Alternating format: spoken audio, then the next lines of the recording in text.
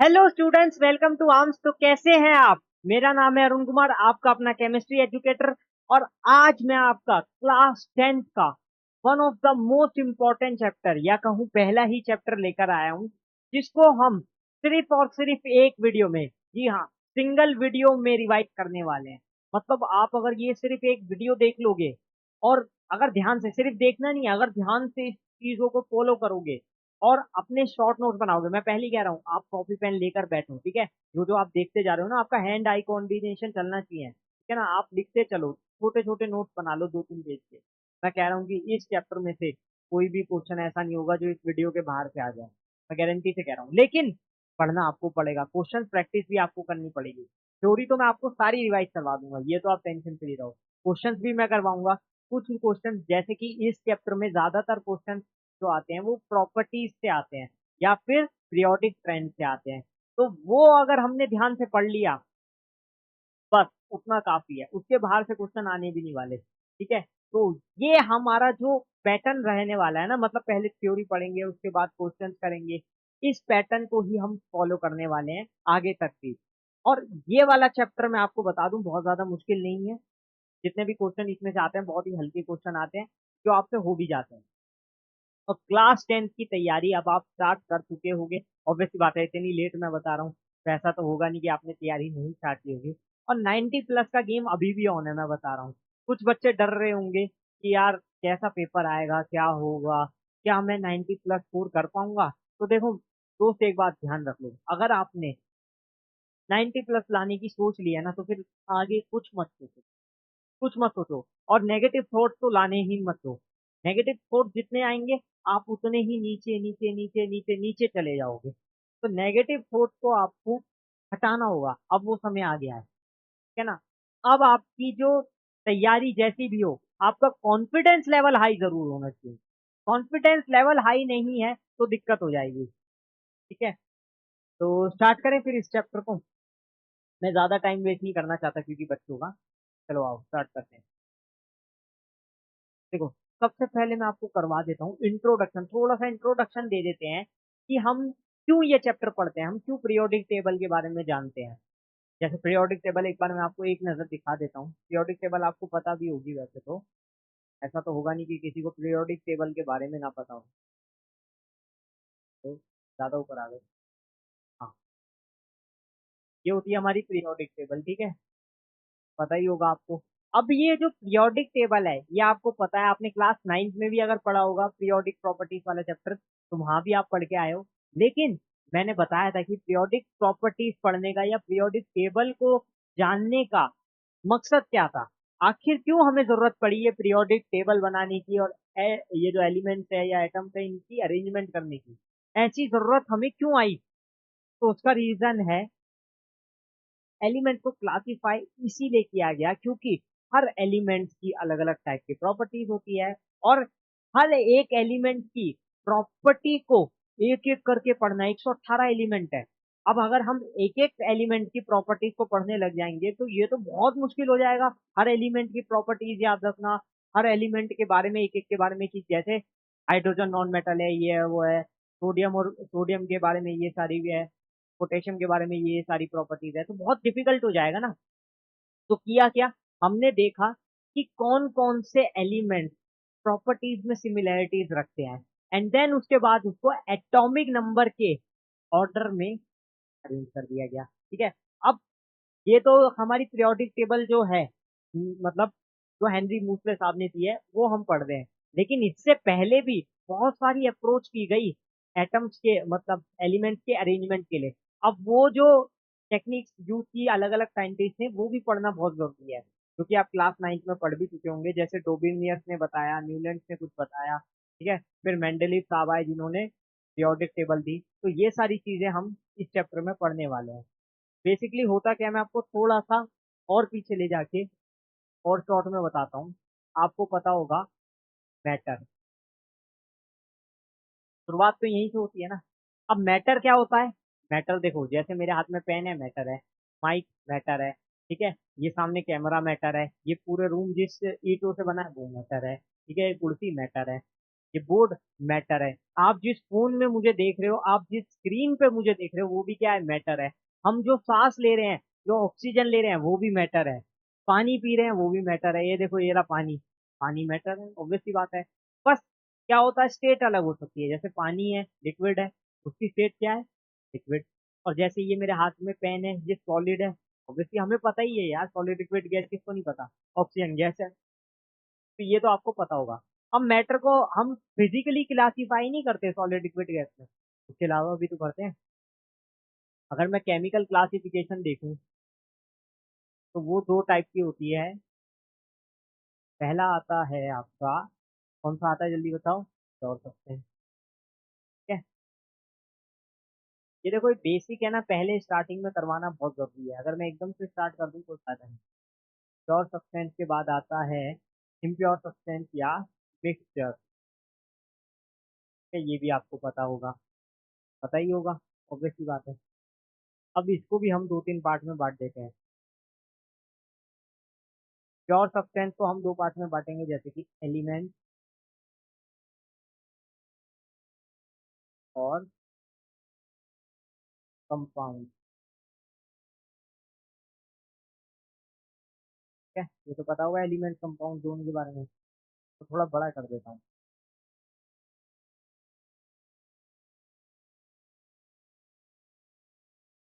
Mixture दो type के होते हैं, होमोजीनियस मिक्सचर और हेट्रोजीनियस मिक्सचर।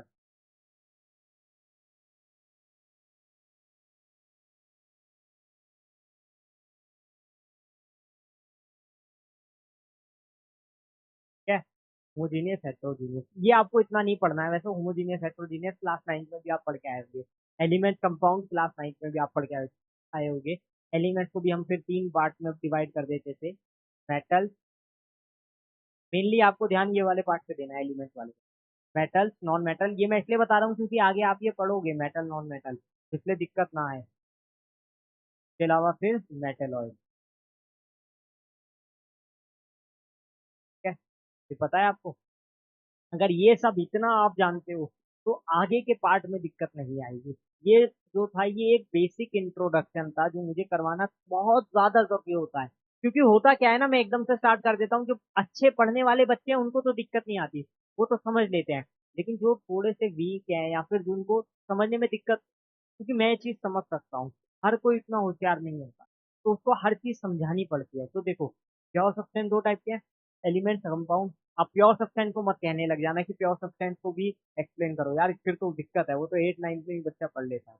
एलिमेंट कंपाउंड सबको पता है, ठीक है ना। एलिमेंट क्या है, जो सिंगल टाइप ऑफ एटम से मिलकर बनते हैं, यानी एक ही टाइप के एटम से बनेंगे। जैसे ऑक्सीजन को भी आप एलिमेंट कह सकते हो, ठीक है। वहीं हीलियम को भी आप एटम कह, एलिमेंट कह सकते हो। इसके अलावा आप बताओ जल्दी, और किसको एलिमेंट कह सकते हैं, पी4 फॉस्फेट को आप एलिमेंट कह सकते हो, है कि नहीं। क्यों, क्योंकि बना तो एक ही टाइप के एटम से है ना। किस तरीके से हम एलिमेंट को पहचानते हैं। और मेटल नॉन मेटल, मेटलॉइड आपको पता है, मेटल में शाइनिंग बिहेवियर होता है, कंडक्शन होता है, they are good conductors of electricity and heat, ठीक है। ये मेजरली दो तीन प्रॉपर्टी होती है, मेलेबल होते हैं, डक्टाइल होते हैं, ये सारी चीजें आपको पता होगी। High boiling point, melting point होता है। नॉन मेटल इसका जस्ट उल्टा होता है, अपोजिट। मेटलॉइड जो मेटल नॉन मेटल दोनों की प्रॉपर्टी शो करे। चलो अब आगे बढ़ते हैं। नेक्स्ट है, पहला हमारा जो टॉपिक है इस चैप्टर का, वो है डोबिर्नियर्स लॉ ऑफ ट्राइड। अब देखो, डोबिर्नियर ने ना सबसे पहले आके एलिमेंट के ऊपर चर्चा की। मतलब क्या चर्चा की, वो ज्यादा इंपॉर्टेंट है। और क्यों ये फेल हो गया इसमें, इसने ये जो बताया इससे भी ज्यादा, जो इसने लॉ दिया इससे भी ज्यादा इंपॉर्टेंट है, ये फेल क्यों हो गया, इसका ड्रॉबैक, वो दोनों ही चीजें मैं आपको बताऊंगा। पहले मैं समझाता हूँ इसने क्या लॉ दिया था। आप क्लास 9 में भी पढ़ चुके हो। डोबिनियस ने बताया था कि एक ट्राइड बनाओ। ट्राइड किसका बनाओ, एलिमेंट का, मतलब कोई भी तीन एलिमेंट्स लो और उनका एक ट्राइड बनाओ। जैसे मैंने ले लिए लिथियम, सोडियम, पोटेशियम। अब इन तीनों का मैंने बना दिया ट्राइड। ये ट्राइंगल दिख रहा है ना आपको, अरे ट्राइपोड आता था पहले के टाइम में, गाने सुनने वाला, वो देखा है। चलो आपने नहीं देखा होगा, आप इसी से समझ लो। ये है ट्राइंगल, ठीक है। अब इसमें तीन एलिमेंट है, कौन कौन से, सोडियम, लिथियम, पोटेशियम। अब ये तीनों जो हमारे एटम्स हैं, इसमें एक चीज कॉमन है क्या, हमें तो अब पता है ना कि ये एक ही ब्लॉक में आते हैं, ये फर्स्ट फर्स्ट ग्रुप में आते हैं, ये तो हमें पता ही है, एस ब्लॉक में है। लेकिन तब तक उसको ये बात नहीं पता थी उसने तो सिर्फ इसकी प्रॉपर्टीज देख के इनका ट्रायड बना दिया, है ना। अब प्रॉपर्टीज क्या सिमिलर थी तो वो मैं बता देता हूँ। देखो होता क्या है कि लिथियम का जो हमारा एटॉमिक मास होता है वो होता है 7, पोटेशियम का होता है 39 और इसका होता है 26। तो जब हम लिथियम, पोटेशियम, सोडियम को ट्राइड में रखते हैं तो एक चीज नोटिस करते हैं कि लिथियम का एटॉमिक मास और पोटेशियम का एटॉमिक मास अगर हम ऐड कर दें, ये देखो 7 प्लस 39 कर दे और उसको 2 से डिवाइड कर दे, तो अब ये क्या आया, ये आया हमारा एवरेज एटॉमिक मास या मीन एटॉमिक मास, ठीक है। इन दोनों का जब मीन एटॉमिक मास आएगा वो आएगा 46/223, और वही जो एटॉमिक मास आया मीन एटॉमिक मास, वही सोडियम के एटॉमिक मास के इक्वल आ रहा है। बताओ आ रहा है कि नहीं। 23 सेम हो गया। तो हुआ क्या यहाँ पर, हमने ये चीज नोटिस की कि डोबिनियन ने, मतलब हमने नहीं, डोबिनियन ने ये चीज नोटिस की कि अगर वो 3 सिमिलर प्रॉपर्टीज वाले एलिमेंट का एक ट्राइड बनाता है तो इसमें से किसी दो का जो मीन एटॉमिक मास होता है वो बीच वाले के बराबर होता है, बीच वाले के बराबर होता है। यानी पहले और तीसरे को ऐड करो और 2 से डिवाइड करो, वो हो गया उसका मीन एटॉमिक मास। वो किसके इक्वल आता है, हमारे बीच वाले एलिमेंट के बराबर आता है, ठीक है। यहाँ तक वो बिल्कुल ठीक था, हम नहीं कह रहे कि डोबिनियन गलत था। अब ड्रॉबैक क्या आता है, ड्रॉबैक से क्वेश्चन आता है ना। तो देखो होता क्या है, अब मैंने ये वाली चीज मान ली, अगर मैं ग्रुप 1 के अलावा कोई और ग्रुप के एलिमेंट लूं जैसे कि फ्लोरीन, क्लोरीन, ब्रोमीन, ठीक है, मैंने ग्रुप 17 उठा लिया। अब फ्लोरीन, क्लोरीन, ब्रोमीन में अगर मैं देखूं इसका एटॉमिक मास कितना होता है, 19 होता है। इसका कितना होता है, 35.5। इसका कितना होता है, 80 होता है, ठीक है। ये तो आपको मालूम होगा। अब क्या यहाँ पर भी वो वाला जो हमारा केस है वो जारी रहेगा या नहीं रहेगा, एक बार चेक करें। चलो ठीक है, ये फर्स्ट है, ये सेकंड है, ये थर्ड है, ठीक है। अब फर्स्ट और थर्ड को हमें ऐड करना होता था ना एटॉमिक मास को, और फिर 2 से डिवाइड करना होता था। देखते हैं कि वो क्लोरीन के बराबर आएगा कि नहीं। तो देखो 19 प्लस 80 डिवाइडेड बाय 2 कितना हो गया, ये हो गया देखो बच्चों 99/2, फिर कितना आ जाएगा 49.5। क्या ये क्लोरीन के एटॉमिक मास के इक्वल है, नहीं, बिग नो। तो इसका मतलब ये तो ड्रॉबैक हो गया डोबिनियर का, कि ये तो सिर्फ यही यही लग रहा है, यहाँ पर तो लग ही नहीं रहा। तो ये इसका ड्रॉबैक है, ये हर जगह नहीं लगता है। तो Dobereiner fail to arrange all the known elements in the form of triad, क्योंकि डोबिनियर ने देखो जब अपना लॉ दिया था ना तब तक बहुत ज्यादा एलिमेंट्स नोन नहीं थे, ऑलमोस्ट शायद 30-40 एलिमेंट्स ही थे, तो तब तक उसका काम चल गया था। लेकिन जैसे जैसे टाइम आगे बढ़ा, नए नए एलिमेंट्स पता चले, साइंटिस्ट ने नए नए एलिमेंट्स की खोज की, तो वहां पर जाके ये लॉ फेल हो गया। और एग्जाम्पल वो दे ही दिया मैंने, फ्लोरीन, क्लोरीन, ब्रोमीन का, है ना। तो ये लॉ इसको तो जस्टिफाई नहीं कर पाया। चलो जी, अब नेक्स्ट लॉ देखते हैं, न्यूलैंड्स लॉ ऑफ ऑक्टेव। मैं बता रहा हूँ बहुत ही इंपॉर्टेंट है, इसमें से एक आध क्वेश्चन कभी कभी पूछ लेता है। क्लास 9th में आप पढ़े होंगे न्यूलैंड्स लॉ के बारे में, इसलिए क्या है कि आपको अब ज्यादा इतना तवज्जो नहीं दी जाती है इस टॉपिक को, लेकिन मैं बता रहा हूँ ना बोर्ड में तो कुछ भी आ सकता है और क्लास 10th में तो कुछ भी आ ही सकता है वैसे भी। तो देखो है क्या यहाँ पर, न्यूलैंड ने बताया कि जो हमारा पहला एलिमेंट है वो 8वें एलिमेंट की प्रॉपर्टी से मेल खाता है। अब ये किया कैसे, पहला और आठवां, उससे पहले आपको क्वेश्चन ये आता है कि ये पहला और आठवां एलिमेंट का मतलब क्या है। तो देखो न्यूलैंड ने क्या किया, एलिमेंट्स लिए, एलिमेंट्स को उनके increasing order of atomic weight में अरेंज कर दिया, ठीक है। यानी कि जैसे कि लिथियम का कम होता है 7, उससे ज्यादा होता है बरीलियम का 9, फिर उससे ज्यादा बोरोन का, फिर उससे ज्यादा कार्बन का, फिर उसके बाद नाइट्रोजन, ऑक्सीजन, क्लोरीन, इस तरीके से कर दिया, ठीक है। तो ये तो इनके एटॉमिक वेट का इंक्रीजिंग ऑर्डर हो गया। अब उसके बाद ये देखता है कि हर पहला एलिमेंट अपने 8वें एलिमेंट से प्रॉपर्टी शो करता है। कैसे, आओ दिखा देता हूँ। जैसे लिथियम है, इसका होता है 7, ठीक है, इसके बाद बरीलियम 9, बोरोन 11, कार्बन 12, तो इस तरीके से इसने अरेंज कर दिया यहाँ तक। अब अगर मैं इसको पहला मानूं तो ये दूसरा हो गया, ये तीसरा हो गया, ये चौथा हो गया, ये पांचवा, ये छठा, ये सातवां और ये आठवां, ये आठवां एलिमेंट हो गया। तो अब देखो लिथियम पहला और सोडियम आठवां, और न्यूलैंड ने क्या कहा था, जो पहला एलिमेंट है वो हम अपने 8वें एलिमेंट से प्रॉपर्टी शो करेगा, मतलब सिमिलैरिटी, प्रॉपर्टी में सिमिलैरिटी शो करता है। क्या ये वाली बात सही है, बिल्कुल सही है। लिथियम और सोडियम दोनों मेटल्स हैं और दोनों सेम ग्रुप में भी आते हैं, ये चीज हमें पता ही है, और दोनों के वैलेंस शेल में एक इलेक्ट्रॉन है ना। तो ये वाली बात बिल्कुल सही कही है। अगर मैं इसको पहला ना मान के इसको पहला मान लूं तो देखो ये फर्स्ट हो गया तो second, third, fourth, fifth, six, seven, eight, तो फिर इसके लिए मैग्नीशियम आठवां एलिमेंट हो गया। 8 ऐड कर दो ना सीधे सीधे यहाँ से, ऑब्वियस सी बात है। तो देखो बेरिलियम का होता है 4, इसका होता है 12 एटॉमिक नंबर, मैं बता रहा हूँ मतलब एटॉमिक नंबर के साथ। वैसे भी अगर आप देखो कि दोनों ग्रुप 2 में आते हैं, है ना, और दोनों मेटल्स हैं, दोनों के आउटर मोस्ट शेल में 2 इलेक्ट्रॉन है, तो ये भी सिमिलरिटी दिखा रहे हैं। फिर आया बोरोन, बोरोन और एल्यूमिनियम, यहाँ पर भी बात सही थी। कार्बन सिलिकन, इसमें भी बात सही। नाइट्रोजन के लिए फॉस्फोरस, ऑक्सीजन के लिए सल्फर, क्लोरीन के लिए क्लोरीन, यहाँ तक बिल्कुल बढ़िया चल रहा था, दिक्कत नहीं आती। इवन यहाँ सोडियम से देखो पोटेशियम आ रहा है 8वां, मैग्नीशियम से कैल्शियम आ रहा है 8वां। अब एल्यूमिनियम का होता है 13, एटॉमिक नंबर कितना होता है 13, 13 में 8 ऐड करो कितना आएगा 21, और यहाँ आ जाएगा स्कैंडियम। अब यहाँ पर प्रॉपर्टी सिमिलर नहीं हो सकती, यहाँ नहीं हो सकती मेरे दोस्त, क्यों नहीं हो सकती? उसके पीछे एक रीजन है। रीजन क्या है?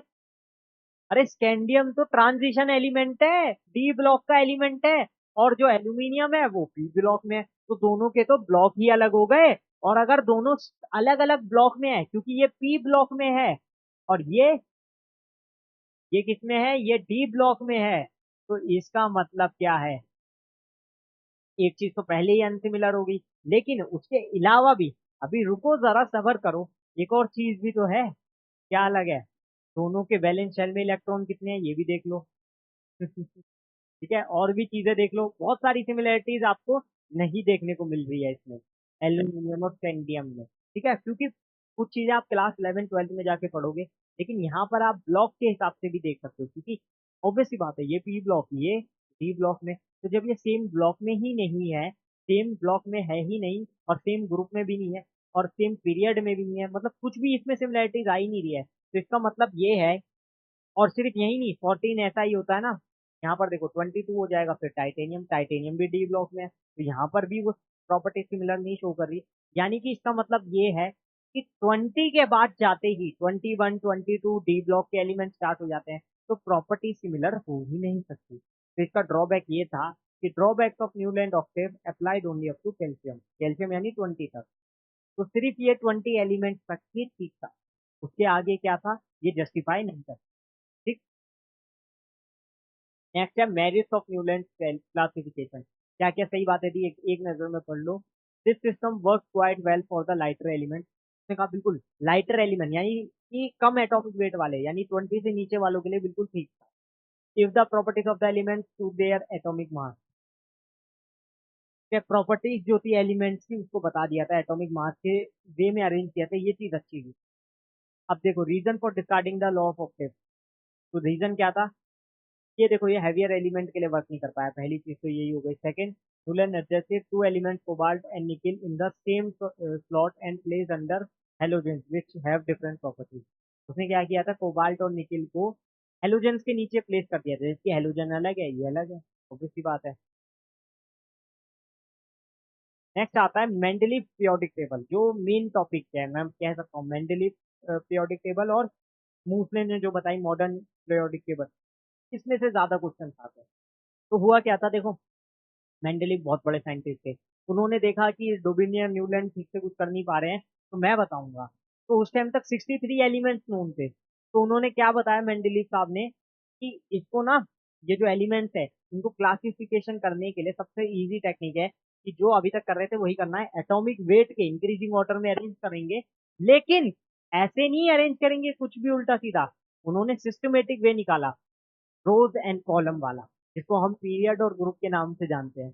उन्होंने कहा कि जो थोड़ी बहुत सिमिलरिटीज दिखाते होंगे, है ना, जिन जिन एलिमेंट्स की मतलब प्रॉपर्टीज में सिमिलरिटी आ रही होगी, उसको क्या करेंगे, उसको हम सेम पीरियड सेम ग्रुप में रख देंगे। पीरियड और ग्रुप वाला उन्होंने कॉन्सेप्ट बताया, ठीक है, मेनली ग्रुप में रख देंगे। ठीक है, अब उस टाइम तक ऐसा नहीं था कि 118 एलिमेंट्स नोन थे, ऑब्वियस सी बात है उस टाइम तक उतने ज्यादा एलिमेंट्स नोन ही नहीं थे, तो उतने ज्यादा पीरियड्स एंड उतने ज्यादा ग्रुप होंगे ही नहीं, है ना, ये बात तो आप समझ रहे हो।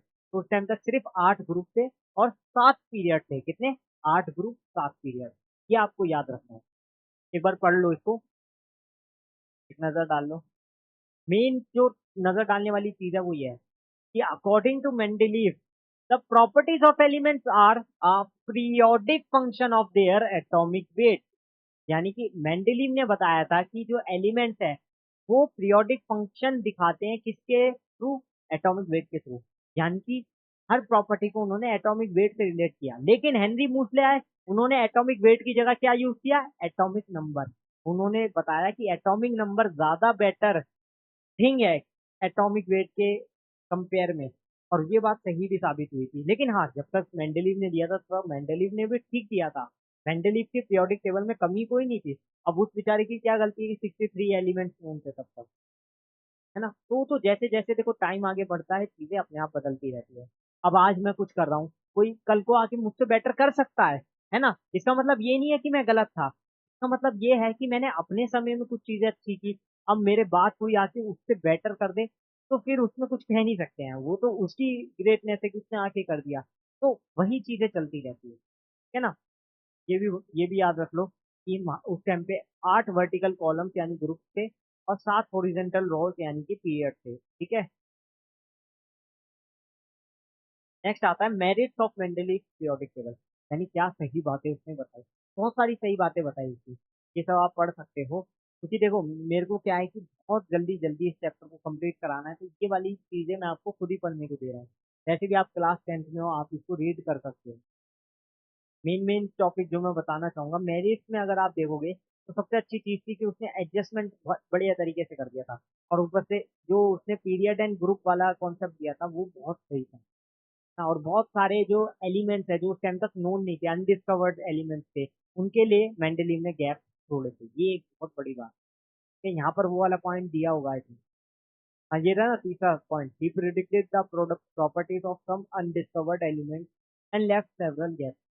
और इसको हम शायद, इनमें से दो तो वही थे, एल्यूमिनियम के नीचे और इसके नीचे था, सिलिकॉन के नीचे, ठीक है।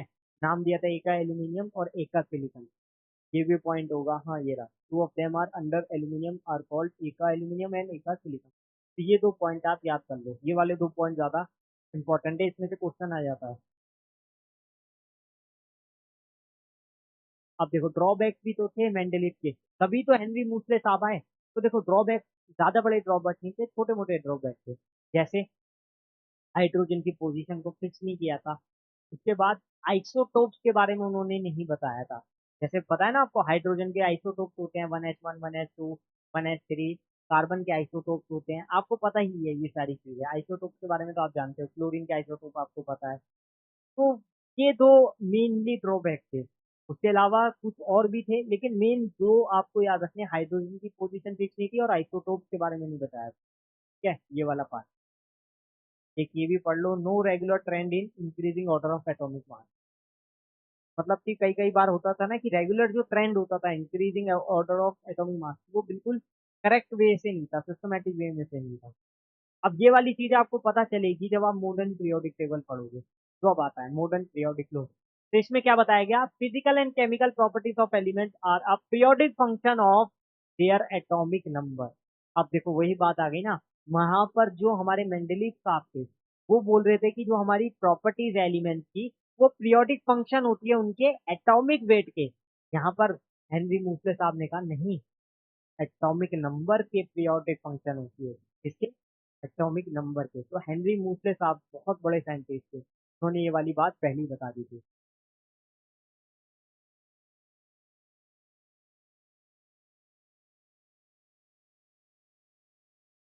हेनरी मूसले की बात बिल्कुल ठीक थी, ये यहाँ तक काफी हद तक ठीक थी।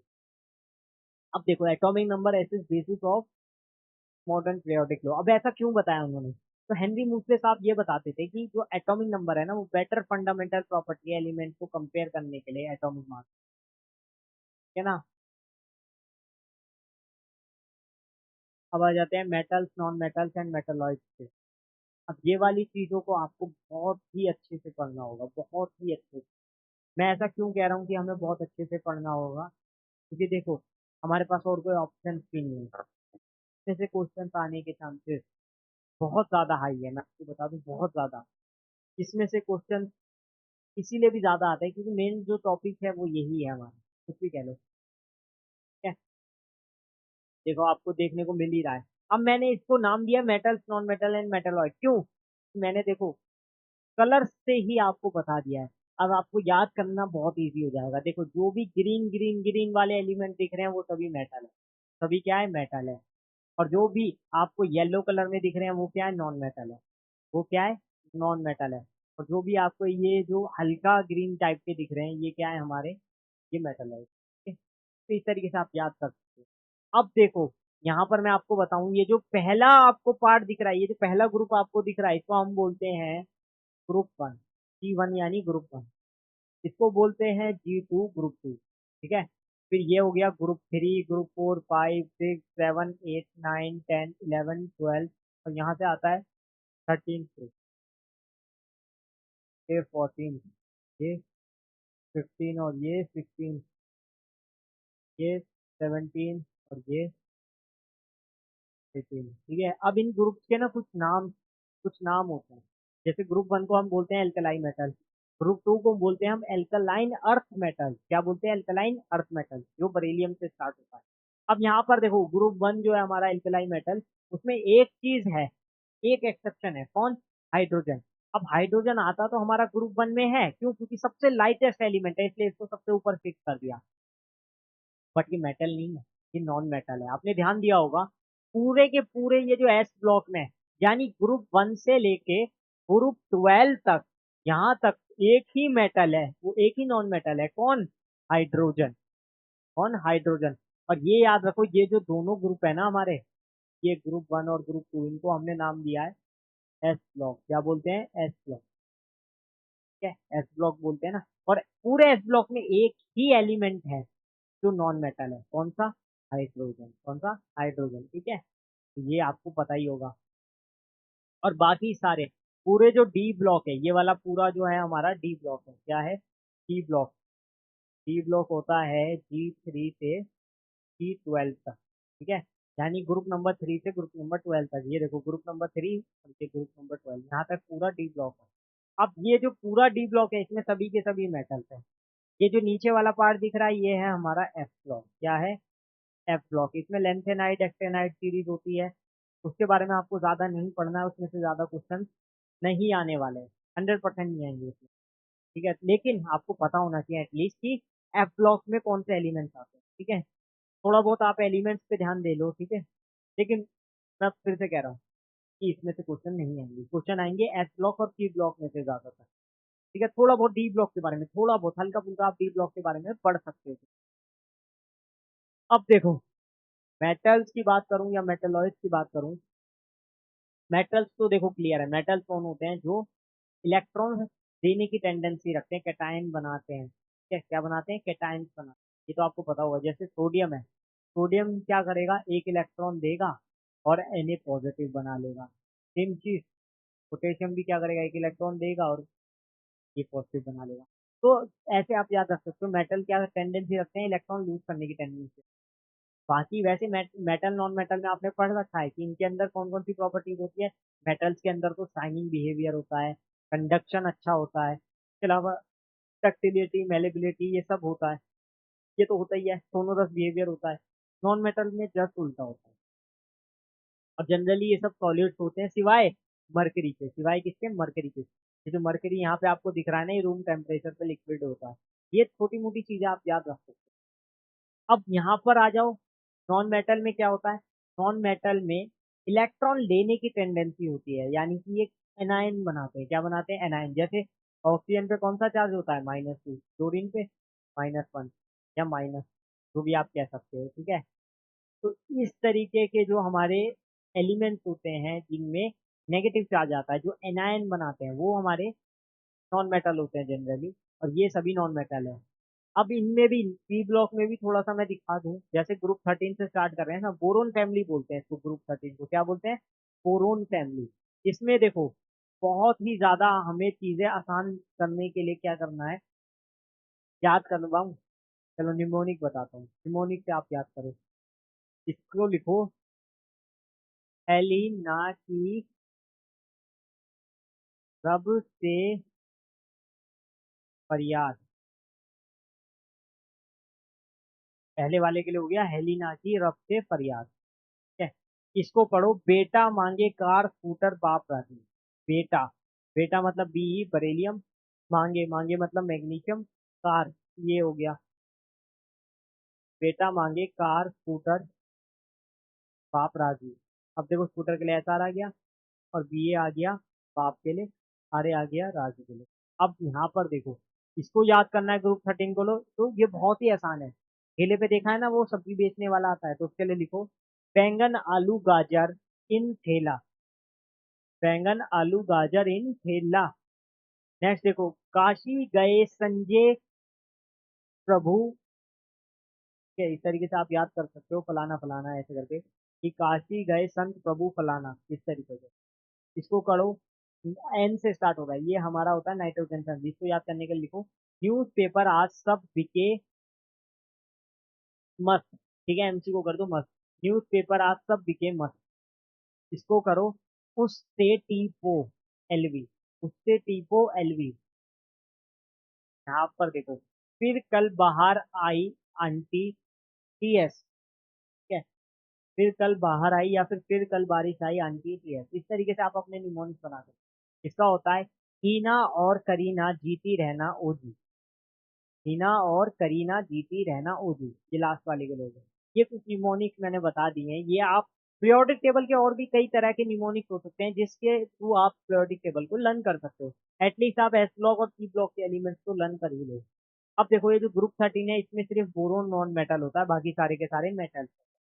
अब ऐसी ग्रुप 14 में अगर आप देखोगे तो कार्बन नॉन मेटल, सिलिकॉन और जर्मेनियम ये सेमीकंडक्टर्स की तरह होते हैं, ये मेटलॉइड्स होते हैं, जनरली मेटल नॉन मेटल दोनों की प्रॉपर्टी शुरू करते हैं। बाकी बाकी के सारे क्या है, मेटल्स है। ऐसे ही यहाँ पर देखो न्यूज़पेपर आज सब दिखे, तो ये क्या है न्यूज़पेपर, यानी कि नाइट्रोजन और फॉस्फोरस क्या है, नॉन मेटल, और एल्युमिनियम और एंटीमनी क्या है, हमारे मेटलॉइड्स है। बाकी बाकी के मेटल है। कि यहाँ पर देखो ऑक्सीजन सल्फर क्या है, नॉन मेटल, और ऐसे ही देखो स्लेरियम और टेलेरियम क्या है, हमारे मेटलॉइड्स है, बाकी मेटल। ऐसे ही देखो क्लोरीन क्लोरीन ब्रोमीन आयोडीन, ये सभी क्या है, नॉन मेटल है, बस लास्ट में टी एस क्या है, मेटल है। यहाँ पर देखो ये तो सारे के सारे नॉन मेटल हैं। ग्रुप नंबर 18 जिसको हम बोलते हैं नोबल गैस, ग्रुप 17 को बोलते हैं हेलोजन, इसको बोलते हैं ऑक्सीजन फैमिली या फिर चैल्कोजन, इसको बोलते हैं निकोजेन, और इसको बोलते हैं कार्बन फैमिली, बोरोन फैमिली। इस तरीके से आप याद कर, ठीक है।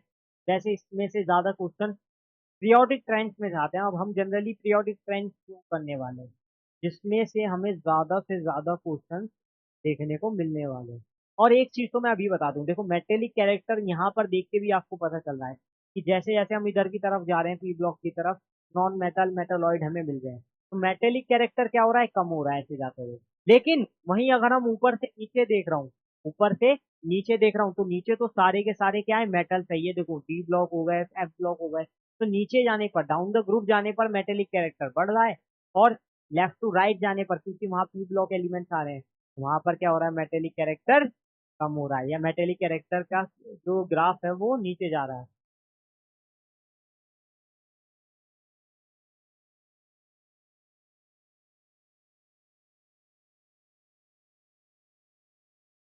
क्या समझ रहे हो?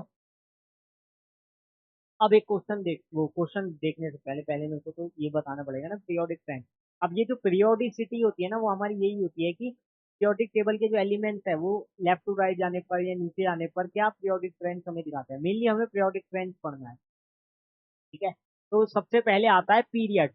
अब पीरियड क्या होता है, पीरियड क्या होता है देखो यही दिखा देते हैं।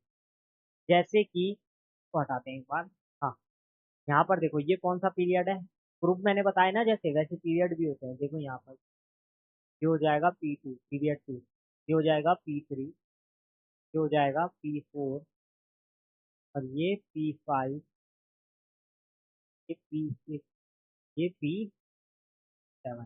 फिर देखो पीरियड में क्या चेंज आ रहा है, यहाँ पर देखो पीरियड 1 में कितने एलिमेंट्स हैं, सिर्फ और सिर्फ दो, हाइड्रोजन और हीलियम। पीरियड 2 में कितने एलिमेंट है, 1 2 3 4 5 6 7 8, 8 एलिमेंट। पीरियड 3 में देखो 1 2, और यहाँ पर 6 8 एलिमेंट है। पीरियड 4 में अब देखो 1 2 3 4 5 6 7 8 9 10 11 12 और 6 18। तो पीरियड 1 में थे 2 एलिमेंट,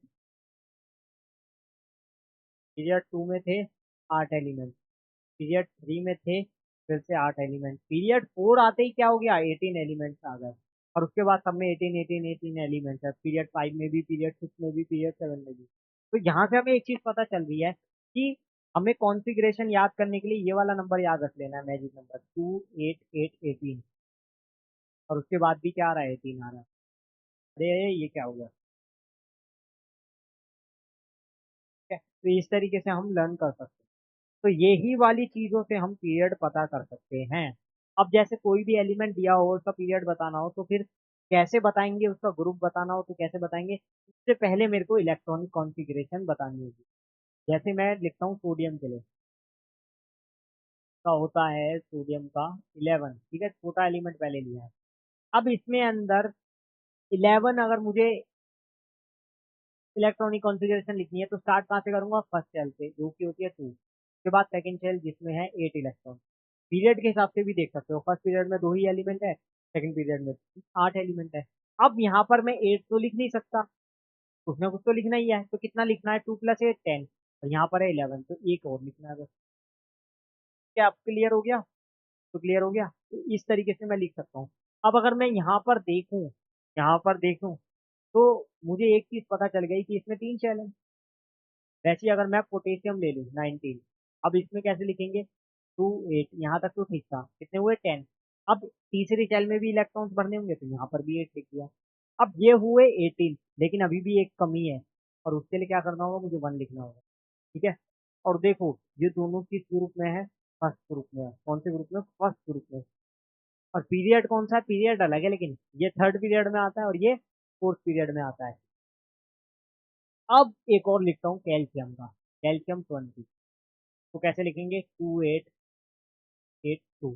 तो इलेक्ट्रॉनिक कॉन्फ़िगरेशन मेरे ख्याल से आप लिखना सीख गए होंगे। कोई छोटा एलिमेंट लूँ, छोटा एलिमेंट के लिए अगर जैसे लिथियम ले लेता हूँ 3, तो इसका तो सिर्फ यही हो जाएगा 2, इसमें 2 ही शेल है बस, है ना। तो ये चीज आपको समझ आ रही है। अब आपको मैं बस सिखाऊंगा पीरियड और ग्रुप कैसे फाइंड करते हैं, देख के ही, बिना पता लगाए, क्योंकि इतने सारे याद करना उस टाइम पे आपको याद नहीं आया। अरे कैल्शियम कौन से पीरियड में था यार, कैल्शियम कौन से ग्रुप में था, तो आप क्या करोगे। तो उसके लिए मैं हूं ना, आपको मैं आपको बता रहा हूँ, चिंता मत करो, मैं जब तक हूँ आपको कोई दिक्कत नहीं। तो देखो होता क्या है, आपको सिर्फ ये गिन लेना है कितनी शेल्स है, 1 2 3। तो जितनी शेल्स उतने पीरियड। जैसे मैंने गिना यहाँ पे 1 2 3, तो इसका मतलब पीरियड कितना है, 3। ऐसे ही यहाँ पर गिनो 1 2 3 4, तो यहाँ पीरियड क्या हो जाएगा, 4। ऐसे यहाँ 1 2 3 4, पीरियड कौन सा हो जाएगा, 4। यहाँ देखो 1 2, तो पीरियड कौन सा होगा, 2। बताओ इससे आसान तरीका कोई हो सकता है पीरियड निकालने का, हो ही नहीं सकता। अब ग्रुप का देखो, ग्रुप निकालना है तो देखो जितने इलेक्ट्रॉन है, जो वैलेंस शेल में जितना इलेक्ट्रॉन है उतना ही ग्रुप हो जाएगा। जैसे यहाँ पर देखो तो ये हो जाएगा ग्रुप 1, और यहाँ देखो ये हो जाएगा ग्रुप 1। ऐसे यहाँ देखो, यहाँ पर लास्ट में आ रहा है 2, तो ये हो गया ग्रुप 2। यहाँ देखो यहाँ लास्ट में आया 1, तो ग्रुप 1। और चाहे तो चेक कर लो कि ये मैं सही लिख रहा हूँ कि नहीं। अब आप कह रहे होगे सर ये तो बहुत ही आसान हो गया, क्या ये ट्रिक हर जगह चलेगी, तो ऐसा बिल्कुल भी नहीं है। पी ब्लॉक में आपको थोड़ा सा ध्यान रख के चलना है। जैसे कि मैं लिखता हूँ, क्या लिखता हूँ, एल्यूमिनियम, एल्यूमिनियम का लेते हैं चलो। इलेक्ट्रॉनिक कॉन्फ़िगरेशन लिखना आसान है, 283, ठीक है, यही होगी। अब देखो इलेक्ट्रॉनिक कॉन्फ़िगरेशन तो मैंने लिख दी। अब इसका पीरियड तो सही आएगा, पीरियड तो इसका सही बता दोगे आप, 1 2 3 पीरियड 3 बिल्कुल सही है, थर्ड पीरियड का एलिमेंट है। लेकिन ग्रुप आप यहाँ पर 3 लिख के 3 मत कर देना, यहाँ पर आप फंस जाओगे फिर, वरना अगर जिसने ग्रुप 3 लिख दिया उसको 0 मिलेगा। अब आप कहोगे सर आपने ही तो बताया था लास्ट में इलेक्ट्रॉन देखो और बताओ। अरे ये वाली बात सिर्फ एस ब्लॉक एलिमेंट के लिए है, किसके लिए, एस ब्लॉक के लिए, ग्रुप निकालने वाली। लेकिन जैसे ही पी ब्लॉक आ जाएगा तो उसमें आपको 10 ऐड करने होंगे, कितने, 10। क्योंकि वहां पर देखो 3 से लेकर 12 तक क्या होते हैं, डी ब्लॉक के एलिमेंट्स होते हैं ना। तो देखो यहाँ पर 3 लिखा है तो इसको लिखेंगे 10 + 3 यानी कि 13, तो ये हो जाएगा मेरा D13। ऐसी एक और देखते हैं, कार्बन, कार्बन के लिए क्या होगी, 2,4। पीरियड क्या हो जाएगा, पीरियड तो वही अपना, एक और दो, दो, क्या सेकंड पीरियड का एलिमेंट है, बिल्कुल सही है। अब देखो इसका ग्रुप क्या आना चाहिए, यहाँ पर लिखा है 4, तो 10 ऐड कर दो, कितना हो जाएगा, 10 + 4 14। ये 14 ग्रुप है। जल्दी बताओ सही है कि नहीं। तो इस तरीके से आप पीरियड और ग्रुप निकाल सकते हो, बस आपको इलेक्ट्रॉनिक कॉन्फ़िगरेशन अच्छे से लिखनी आनी चाहिए। अगर इलेक्ट्रॉनिक कॉन्फ़िगरेशन ही नहीं लिखनी आती तो फिर दिक्कत हो जाएगी। और फिर मैं पूछूंगा आपसे, अरे दिक्कत हो रहा है क्या? चलो, नेक्स्ट आता है एटॉमिक साइज। अब एटॉमिक साइज क्या होता है? देखो, एटॉमिक साइज है सिंपली, आपको पता है लिथियम बड़ा है या सोडियम बड़ा है? ऑब्वियसली बात है, सोडियम बड़ा है। कैसे पता चल रहा है? एक बार मैं इसमें दिखाता हूँ। तो ये बात तो आपको भी पता है कि लिथियम और सोडियम में सोडियम बड़ा है, और सोडियम और पोटेशियम में पोटेशियम बड़ा है। कैसे पता है? अरे क्योंकि इसका एटॉमिक वेट भी बड़ा है, एटॉमिक नंबर भी बड़ा है। तो यानी कि हमें ये चीज तो पता चल रही है कि साइज, साइज मतलब क्या है? जो जितना बड़ा उसका उतना बड़ा एटॉमिक साइज। और अगर मैं ध्यान से देखूं तो हाइड्रोजन से बड़ा लिथियम है, लिथियम से बड़ा सोडियम, सोडियम से बड़ा पोटेशियम, पोटेशियम से बड़ा रुबेडियम। तो जैसे जैसे मैं नीचे आ रहा हूँ, जैसे जैसे मैं नीचे आ रहा हूँ, साइज बढ़ रहा है कि घट रहा है? बढ़ रहा है ना साइज नीचे आने पर, क्योंकि नीचे क्या है, हैवियर एलिमेंट्स है। ऐसी बरेलियम, मैग्नीशियम, कैल्शियम, इसमें भी हमें साफ पता चल रहा है। तो एटॉमिक साइज क्या हो रहा है? डाउन द ग्रुप इंक्रीज हो रहा है। और लेफ्ट टू राइट अगर आप जाते हो तो फिर साइज जो है हमारा कम होता है। साइज क्या होता है?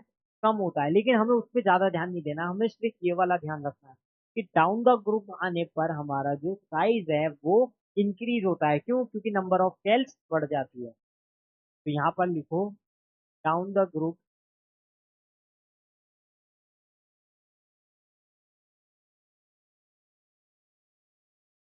Atomic size is due to increase in number of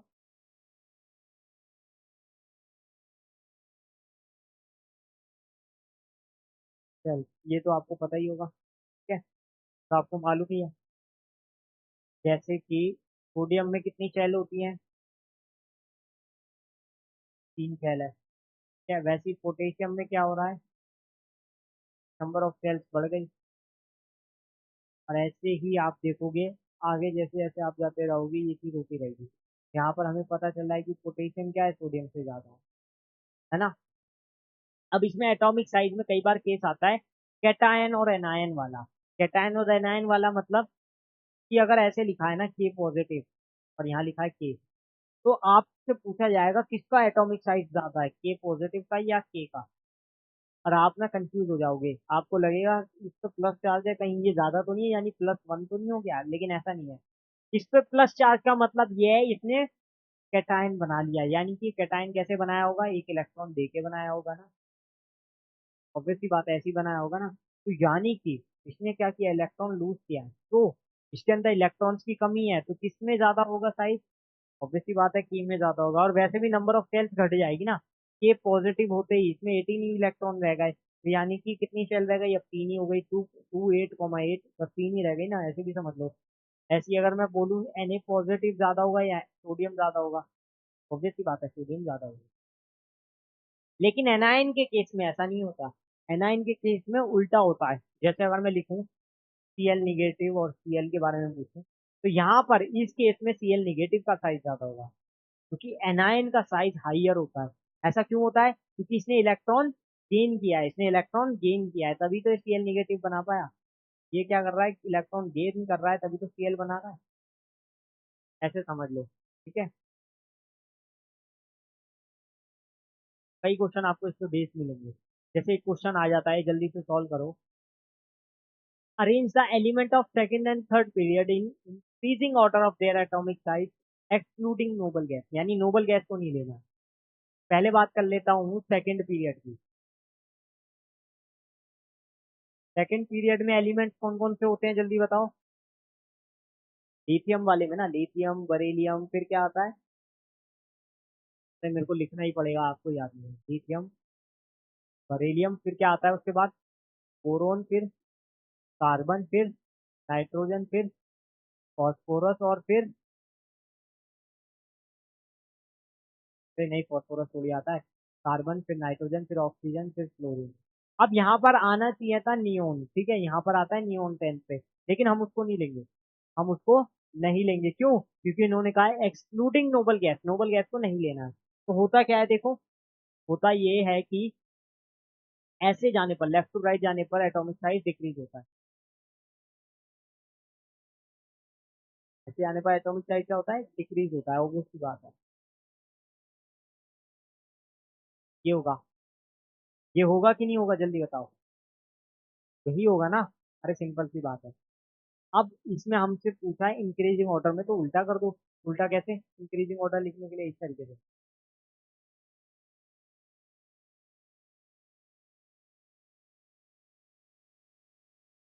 अब थर्ड पीरियड की बात करते हैं, किसी थर्ड पीरियड की।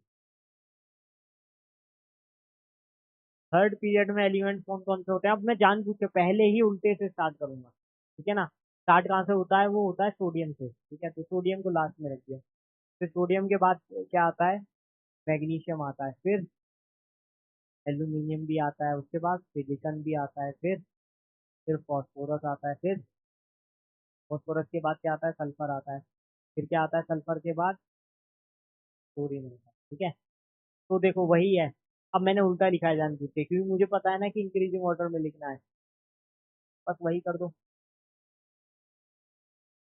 देख लो एक बार, जल्दी से चेक करो इसको, क्वेश्चन को।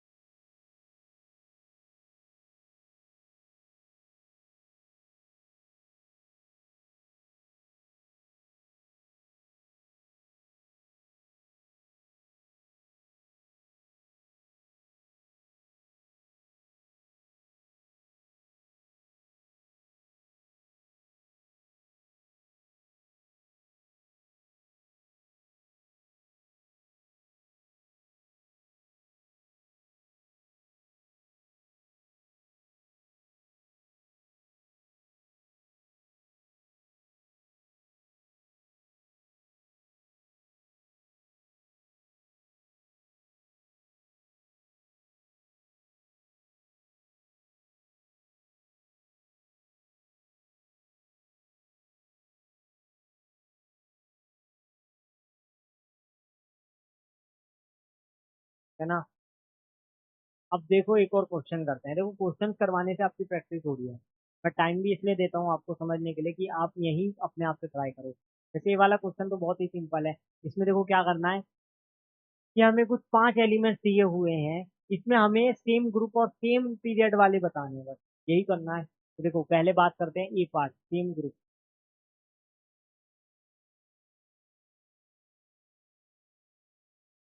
देखो पहले हम बात करते हैं ग्रुप वन में कौन कौन सा है। पहले सिर्फ हम ये चेक कर लेते हैं ग्रुप वन में कौन कौन सा है। तो देखो बरीलियम तो ग्रुप टू में है, लिथियम ग्रुप वन में है, सोडियम ग्रुप वन में है, और पोटेशियम ग्रुप वन में है। कौन कौन से हो गए? लिथियम, सोडियम और पोटेशियम, ये हो गए ग्रुप वन में। अब बात कर लेते हैं ग्रुप टू। ग्रुप टू में कौन कौन से हैं? बरीलियम और कैल्शियम, क्योंकि दोनों ग्रुप टू में आते हैं ना। बरीलियम भी सेकंड ग्रुप में है और कैल्शियम भी सेकंड ग्रुप में है। फिर बात करते हैं बी पार्ट, सेम पीरियड की।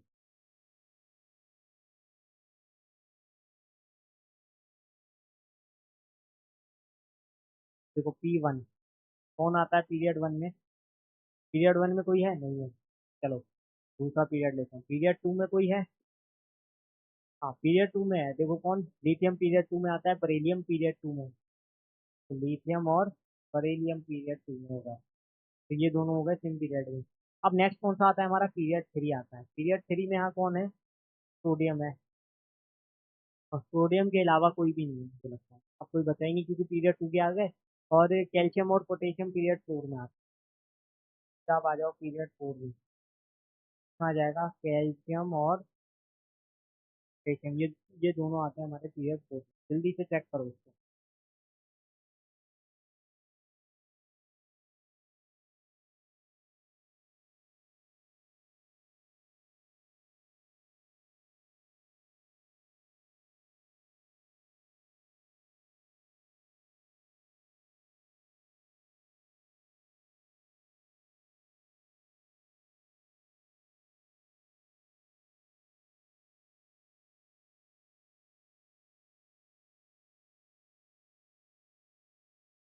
तो दिक्कत तो नहीं आ रही ना कोई?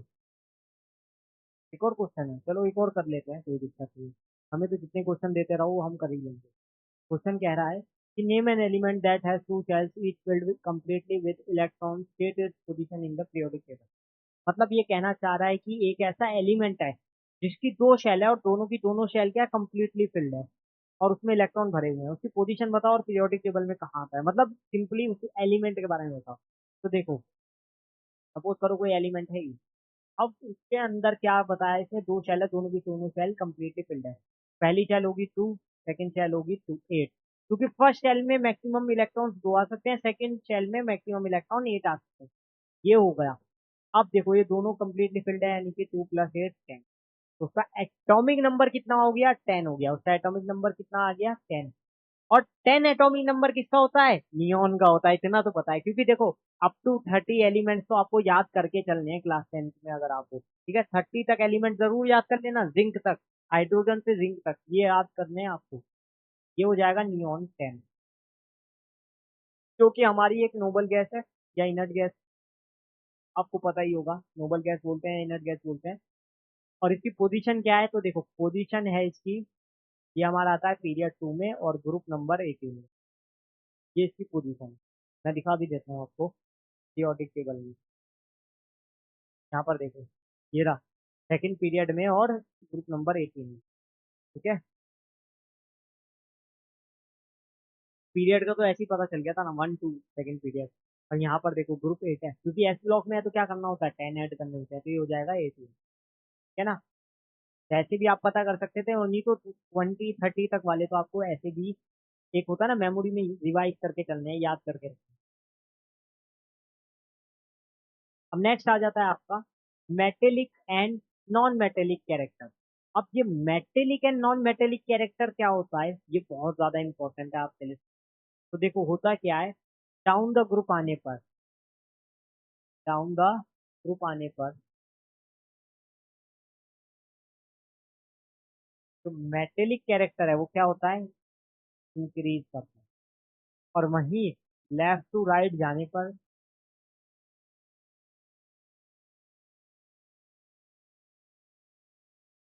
लेफ्ट टू राइट जाने पर क्या होता है, डिक्रीज होता है। क्या, मेटेलिक कैरेक्टर।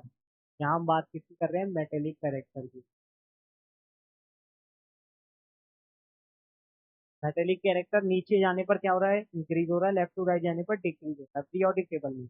आपने देखा होगा ना कि पीरियोडिक टेबल में नीचे सारे मेटल्स होते हैं, डी ब्लॉक हो गया, एफ ब्लॉक हो गया है ना, और वैसे भी नीचे जाते जाते हैं सब मेटल हो जाते हैं। बोरोन के केस में देख लो, ग्रुप 13 में बोरोन क्या नॉन मेटल है, बाकी सब क्या है, मेटल है ना। ऐसे इस तरफ जाते हैं, लेफ्ट टू राइट जाते हैं, तो क्या होता है, मेटेलिक प्रॉपर्टी शो नहीं होती है, मेटेलिक कैरेक्टर डिक्रीज होता है। क्यों, क्योंकि उस तरफ है पी ब्लॉक, और पी ब्लॉक में मेटेलॉइड्स और नॉन मेटल्स बहुत मिलते हैं।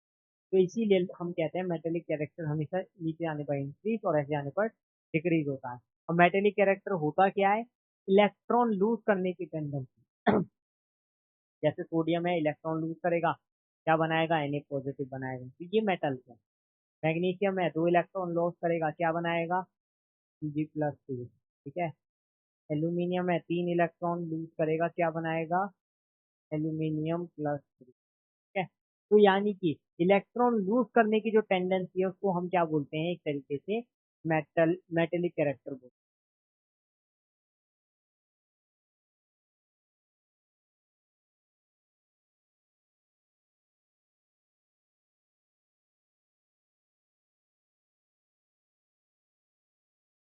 और गला सूख जाता है। Next is valency. अब वैलेंसी क्या है, हम आउटर मोस्ट शेल में जितने इलेक्ट्रॉन्स देखते हैं उसकी हम वैलेंसी पता करते हैं। यानी कोई कितने इलेक्ट्रॉन दे सकता है या कितने इलेक्ट्रॉन ले सकता है, उसको हम वैलेंसी बोलते हैं। जैसे कि पोटेशियम की बात करें तो इसकी वैलेंसी क्या होती है, यहाँ पर देखो, ये हो गई इलेक्ट्रॉनिक कॉन्फ़िगरेशन। सब पहले मैं सबकी लिख देता हूँ, एक बार कैल्शियम भी ले लेता हूँ, होता है 2 8 8। ऑक्सीजन ले लेता हूँ, ठीक है। और क्या लूँ बताओ, क्लोरीन या क्लोरीन, क्लोरीन लेता हूँ, ठीक है। तो यहाँ पर देखो पोटेशियम के लास्ट में 1 इलेक्ट्रॉन है, तो ये क्या करेगा, 1 इलेक्ट्रॉन देने की टेंडेंसी रखेगा, तो इसकी वैलेंसी क्या हो जाएगी, इसको वी से शो करते हैं, इसकी वैलेंसी हो जाएगी 1। ऐसे ही यहाँ देखो, कैल्शियम के आउटर मोस्ट शेल में यानी वैलेंस शेल में 2 इलेक्ट्रॉन है, तो इसमें इसकी वैलेंसी हो जाएगी 2। ऐसी देखो, यहाँ पर इसकी वैलेंसी कितनी होगी ऑक्सीजन की, अब ये 6 और इसकी वैलेंसी 7 मत लिख देना। बहुत सारे महान लोग क्या करेंगे, ऑक्सीजन की वैलेंसी 6 क्यों, क्योंकि वैलेंस शेल में 6 इलेक्ट्रॉन है। अरे भाई मैंने ये कब कहा था कि वैलेंस शेल में जितने इलेक्ट्रॉन होंगे वो वैलेंसी होगी। मैंने कहा था कितने इलेक्ट्रॉन दे सकते हैं, कितने इलेक्ट्रॉन ले सकते हैं, वो वैलेंसी होती है। तो ये 6 के 6 इलेक्ट्रॉन तो नहीं दे सकता। ऑब्वियसली बात है, ऑक्टेट इसको कंप्लीट करना है, 8 इलेक्ट्रॉन यहाँ कंप्लीट करने हैं, तो इसके लिए इसको 2 इलेक्ट्रॉन लेने होंगे। ये क्या करता है, 2 इलेक्ट्रॉन लेने की टेंडेंसी रखता है, तभी तो -2 चार्ज रखता है। तो यहाँ पर इसकी वैलेंसी कितनी हो जाएगी 2। ऐसे ही यहाँ क्लोरीन या फ्लोरीन कोई भी हमारा हेलोजन एटम है, हेलोजन का कोई भी एलिमेंट है, तो उसमें होता क्या है, 1 इलेक्ट्रॉन लेने की टेंडेंसी होती है, क्या 1 इलेक्ट्रॉन लेने की। उसकी वैलेंसी कितनी हो जाएगी 1। इस तरीके से आप याद कर सकते हो, है ना। नाइट्रोजन का देख लो, 1,5। यहाँ पर आप देखोगे तो वैलेंसी 5 नहीं 3 होती है, क्यों, क्योंकि 5 पहले से है इसके पास वैलेंस शेल में इलेक्ट्रॉन। ये क्या करता है, 3 इलेक्ट्रॉन लेने की टेंडेंसी रखता है, कि 3 इलेक्ट्रॉन मैं ले लूं और अपना ऑक्टेट कंप्लीट कर लूं। वैलेंसी इसकी हो जाएगी 3। अब क्वेश्चन आता है एक बहुत ही बेहतरीन क्वेश्चन, इस टाइप का क्वेश्चन आने के चांसेस 100% है। अब मैं ऐसा क्यों कह रहा हूँ, क्योंकि क्वेश्चन आता है ऐसा है। इसमें देखो 5 पार्ट दिए हैं, मतलब सारी चीजें जो भी हो सकता है इसमें पूछ लिया, मेटेलिक कैरेक्टर इसमें पूछ लिया, पोजीशन इसमें पूछ लिया, एटॉमिक नंबर इसमें पूछ लिया, वैलेंसी इसमें पूछ ली, कौन से ग्रुप में, ये भी सब कुछ तो पूछ लिया। क्वेश्चन है an element has 2 electrons in its N shell. अब देखो, जिसको एन शेल नहीं पता उसको बता दूं, वैसे सबको पता है 4 शेल होती है, के एल एम एन, ठीक है। के एल एम एन, के एल एम एन ऐसे याद कर लो। के शेल में होते हैं 2 इलेक्ट्रॉन, एल शेल में होते हैं 8 इलेक्ट्रॉन, एम शेल में 8 इलेक्ट्रॉन, यहाँ पर लास्ट में फिर जो भी इलेक्ट्रॉन आएगा वो एन शेल में होगा। तो ये 4 शेलों को हमने ऐसे बात रखा है, इस तरीके से देखो। ये होता है मैथ्स में पॉजिटिव चार्ज या प्लस, लेकिन केमिस्ट्री में हम इसको बोलते हैं न्यूक्लियर। इसके अराउंड में सेल्स बना दो।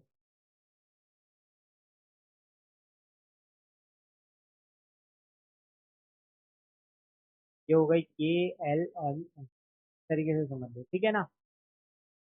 तो देखो, कोई एलिमेंट है ई, अब यहाँ पर देखो उसकी nth शेल में 2 इलेक्ट्रॉन है, यानी कि पहले आएगी के शेल 2 इलेक्ट्रॉन, फिर आएगा एल शेल 8 इलेक्ट्रॉन, फिर आएगा एम शेल। जब ये तीनों में इलेक्ट्रॉन्स भर जाएंगे तभी तो लास्ट में एन शेल में इलेक्ट्रॉन आएंगे ना, क्योंकि ये रूल तो आपने पढ़ रखा है, पहले इन सारी शेल्स में इलेक्ट्रॉन कंप्लीट करने होंगे तभी आगे वाली शेल में इलेक्ट्रॉन डाल पाएंगे। यानी जब तक के में कंप्लीट नहीं होंगे तब तक एल में नहीं जाएंगे, जब तक एल में कंप्लीट नहीं होंगे 8 इलेक्ट्रॉन तब तक एम में नहीं जाएंगे। तो यहाँ तक कंप्लीट हुआ के एल एम एन, और यहाँ पर देखो मैं लिख भी देता हूँ शॉर्ट में, के एल एम, और nth शेल में 2 इलेक्ट्रॉन है, nth शेल में कितने हैं, 2 इलेक्ट्रॉन है। अब समझ गए, के एल एम एन, ठीक है, 2882, क्लियर है, ठीक है। अब देखो, इसको अगर मैं देखूं तो यहाँ से मैं एटॉमिक नंबर निकाल सकता हूँ, क्या हो जाएगा atomic number, Z equal to 2 + 8 + 8 + 2, कितना हो गया, 10 + 18 + 2 20। तो एटॉमिक नंबर जो पहला पार्ट था वो आया हमारा 20। जल्दी बताओ, कोई दिक्कत है, नहीं, ठीक है। नेक्स्ट देखो, इसकी पोजीशन बताओ पीरियोडिक टेबल में, उससे पहले मुझे ये देखना होगा कि ये एलिमेंट कौन सा है। तो 20 है, इसका मतलब क्या है, 20 है यानी कि ये है कैल्शियम, क्या है, कैल्शियम। और हमें पता है इसका पीरियड क्या होता है, इसका पीरियड क्या होता है पोजीशन के लिए, हमें ये बताना होगा। तो देखो इसका पीरियड होता है 4, वैसे भी पता चल गया, 1 2 3 4। और ग्रुप होता है 2।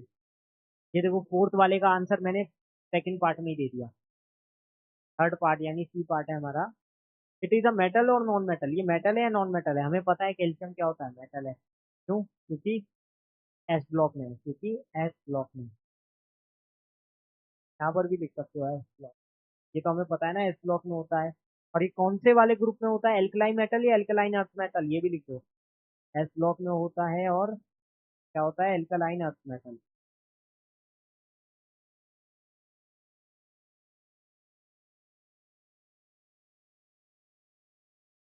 ठीक है।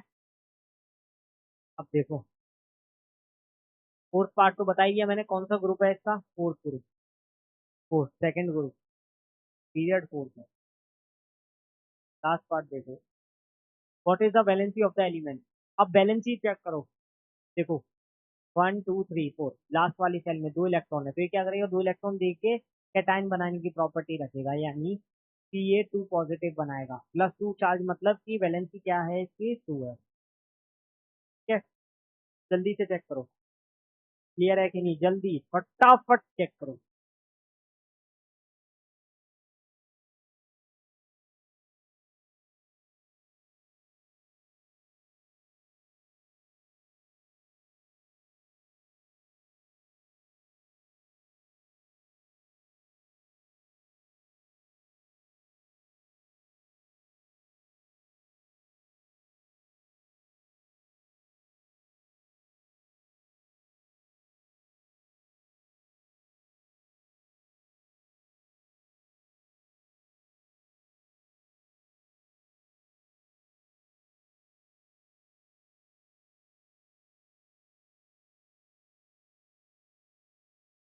ठीक है, अब एक क्वेश्चन और करेंगे इससे जैसा ही ये वाला, ये भी बढ़िया क्वेश्चन है।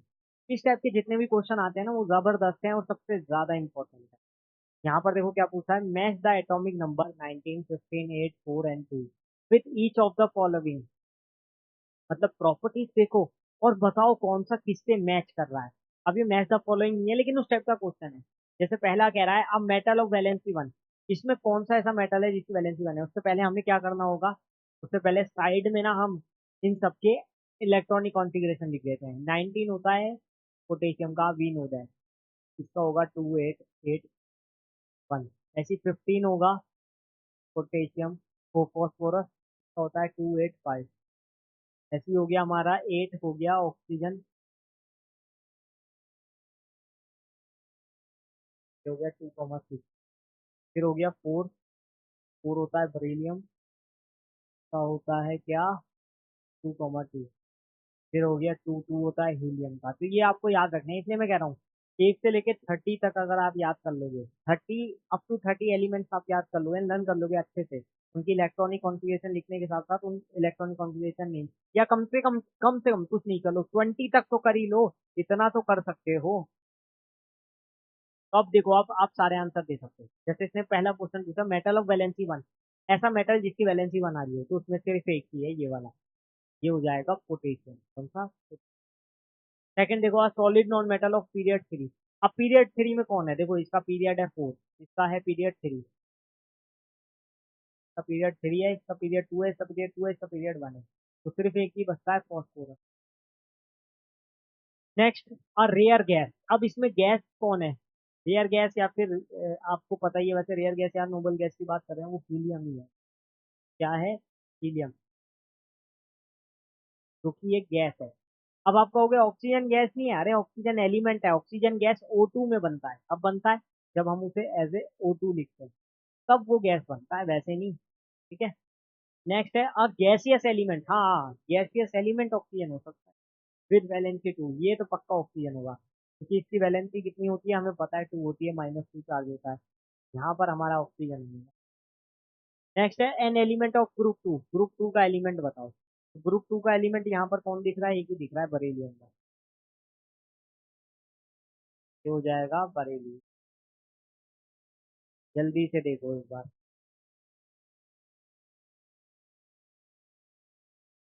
क्लियर है, फिर आगे बढ़ते हैं। चलो, नेक्स्ट पार्ट आता है अपना एटॉमिक रेडियस। अब एटॉमिक रेडियस क्या होती है ये मैं आपको समझाता हूँ यहाँ पर। ये हमारा हो गया न्यूक्लियस, ठीक है। अब इसके अराउंड में क्या है, सेल्स है, अलग अलग टाइप की सेल्स। अब सपोज करो हमारा इलेक्ट्रॉन ये वाली सेल में है, या इस वाली सेल में, या इस वाली सेल में, तो हो क्या रहा है, देखो फर्स्ट सेल में यहाँ पर है, सेकंड सेल में है, तो यहाँ पर है, या कहीं भी है। अब देखो एक चीज बताओ, ये न्यूक्लियस है, इलेक्ट्रॉन इसके अलग अलग, इसके अराउंड में शेल्स में घूमता रहता है, ये तो हमें पता है। अब जो हमारा आउटर मोस्ट इलेक्ट्रॉन होगा ना, कभी भी किसी भी एलिमेंट का जो आउटर मोस्ट इलेक्ट्रॉन है, वो कौन सी शेल में है वो देख लो, उससे हमें एटॉमिक रेडियस का पता चले। और देखो, एटॉमिक रेडियस एक तरीके से हमारी होती है distance between the centre of nucleus and the outer most shell of an electron, मतलब ये देखो, जैसे सपोज करो मेरा इलेक्ट्रॉन चौथी शेल में था, तो डिस्टेंस क्या होगी, ज्यादा होगी। यहाँ पर इसको बोल देते हैं R4, इसको बोलते हैं R3। अरे यार ये क्या हो रहा है, हाँ, ये हो गया R3, ये हो गया R2, ये हो गई R1। तो सबसे ज्यादा कौन होगी, जिसकी डिस्टेंस ज्यादा हो रही है, यानी जो सेल लास्ट वाली है उसकी डिस्टेंस सबसे ज्यादा देखने को मिल रही है। फिर R3 की देखने को मिलेगी, फिर R2 की, फिर R1 की। यानी कि देखो होगा क्या, R4, R3, R2, R1, इस तरीके से आपको देखने को मिलेगा। क्यों? क्योंकि जैसे जैसे शेल्स बढ़ती जा रही है वैसे वैसे क्या है, डिस्टेंस भी तो बढ़ती जा रही है। तो इससे मैंने एक चीज आइडिया लगाई कि जितनी ज्यादा शेल्स बढ़ेगी उतनी ज्यादा एटॉमिक रेडियस बढ़ेगी। यानी कि अगर मैं अब देखूं यहाँ पर, लिथियम में 2 ही सेल है, सोडियम में 3 सेल्स है, पोटेशियम में 4 सेल है ना। तो शेल किस में ज्यादा है, पोटेशियम में। तो जैसे जैसे हम नीचे आ रहे हैं क्या हो रहा है, एटॉमिक रेडियस इंक्रीज हो रही है, एटॉमिक रेडियस इंक्रीज हो रही है। जैसे कि यहाँ पर भी अगर मैं देखूं, लिथियम से ज्यादा सोडियम, सोडियम से ज्यादा पोटेशियम। क्यों? क्योंकि नंबर ऑफ सेल किसमें ज्यादा है, पोटेशियम में, फिर सोडियम में, फिर लिथियम में। तो इसको हम बोलते हैं एटॉमिक रेडियस। तो जैसे जैसे नंबर ऑफ सेल्स बढ़ेगी एटॉमिक रेडियस बढ़ेगी। Atomic radius directly proportional to number of shells. जैसे ग्रुप नंबर 1 में ही देखियो, लिथियम से ज्यादा सोडियम, फिर सोडियम से ज्यादा पोटेशियम, पोटेशियम के नीचे आता है रुबेडियम, फिर रुबेडियम के नीचे आता है सीरियम। तो जैसे जैसे एटॉमिक वो क्या कहते हैं, शेल्स बढ़ती जा रही है, एटॉमिक रेडियस बढ़ती जा रही है। इसका भी ग्राफ कुछ कुछ आप देखोगे ना तो एटॉमिक साइज जैसा ही है। जैसे कि एटॉमिक साइज भी क्या है, नीचे आने पर बढ़ता था डाउन द ग्रुप, क्योंकि नंबर ऑफ शेल्स बढ़ती थी, तो एटॉमिक रेडियस का भी वही है। अब एक आता है question, which of the following has the largest atomic radius, potassium, rubidium, lithium, sodium. अभी तो देखा है यार ग्राफ, नीचे आने पर बढ़ता है और ये एक ही ग्रुप के हैं, तो हमें पता चल रहा है किसका ज्यादा है। देखो मैं लिख भी देता हूँ,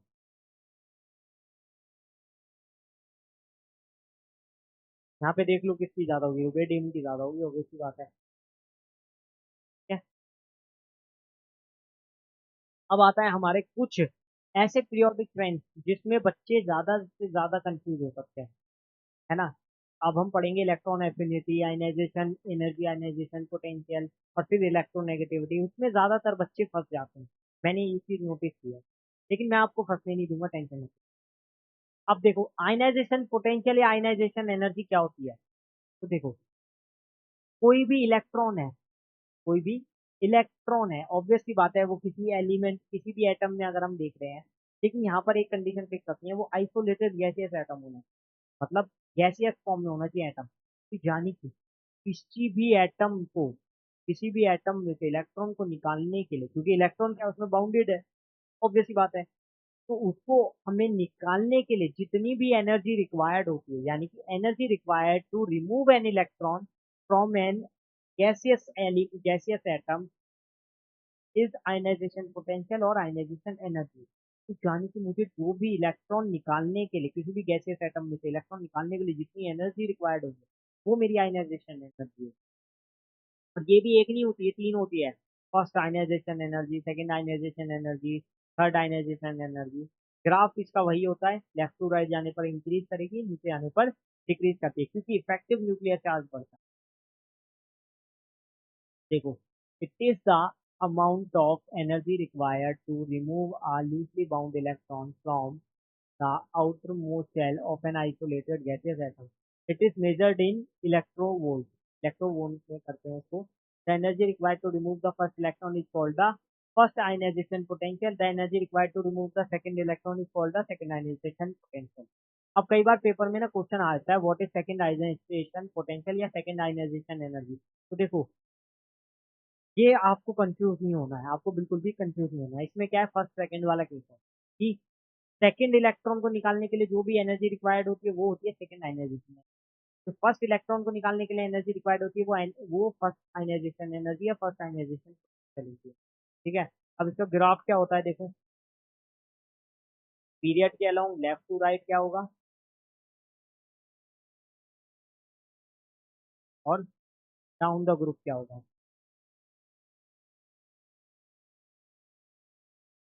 तो देखो डाउन द ग्रुप क्या होती है, डिक्रीज होती है।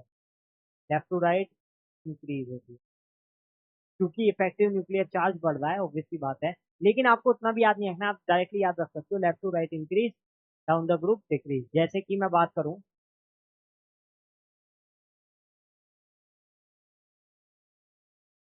तो अगर मैं देखूं सबसे ज्यादा किसकी होगी, इस तरीके से आप देख सकते हो, या फिर ऐसे भी लिख सकते हो,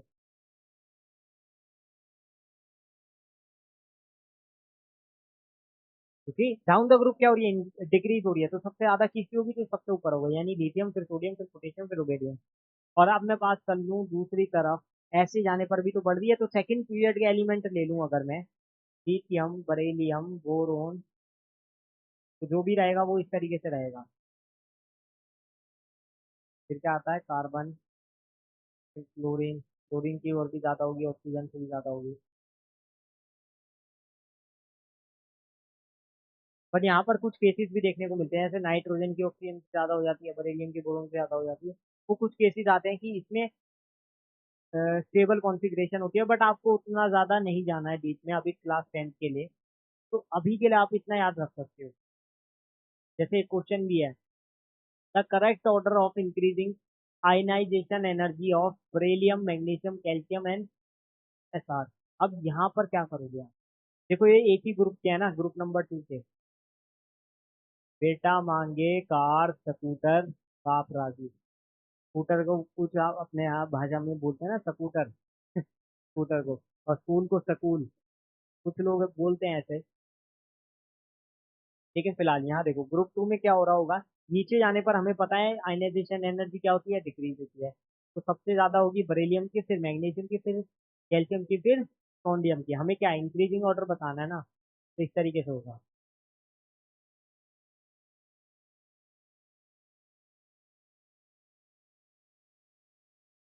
चेक कर लो कौन सा है। आई थिंक थर्ड हो जाएगा। बस यही तो करना था, और क्या करना था बताओ।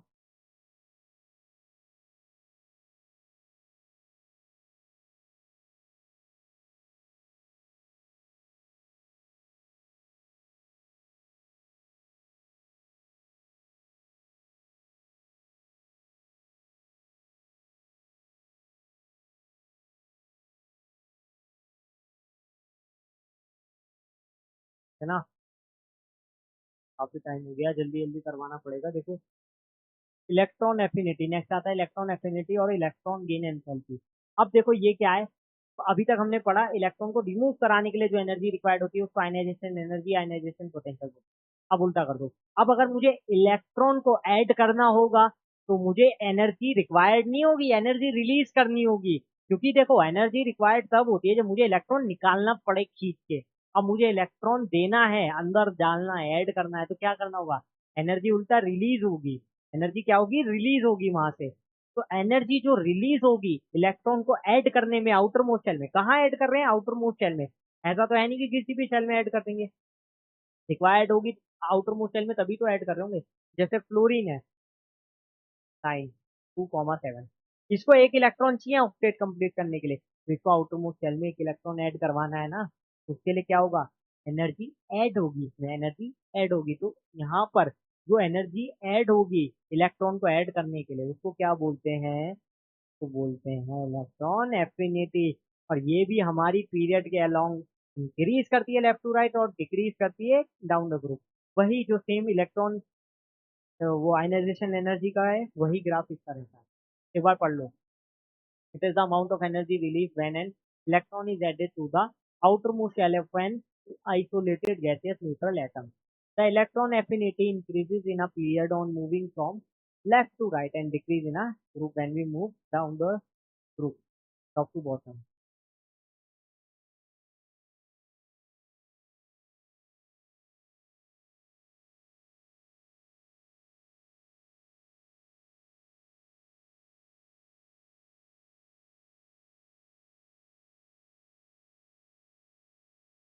टू राइट क्या होती है, डिक्रीज होती है।